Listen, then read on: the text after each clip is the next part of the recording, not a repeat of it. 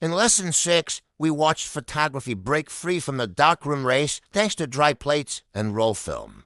Now, in the late 19th and early 20th centuries, inventors began chasing a new dream, capturing the world not just in shades of black and white, but in the vibrant colors our eyes see every day. The idea of color photography wasn't entirely new. As early as the 1860s, Scottish physicist James Clerk Maxwell demonstrated a method to reproduce color using 3 separate black and white photographs taken through red, green, and blue filters when combined. They formed a full-color image, but this was more of a scientific experiment than a practical process.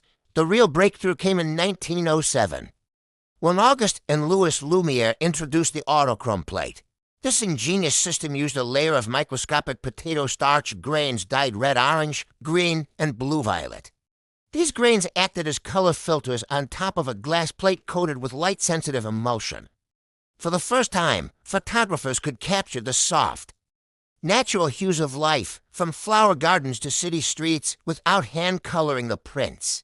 Autochrome was expensive and required long exposure times, but it sparked public fascination.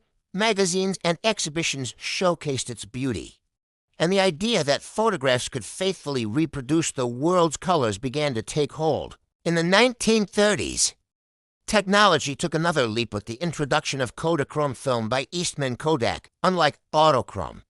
Kodachrome was a flexible roll film, making it perfect for 35mm cameras. Rich tones and archival stability made it the gold standard for decades.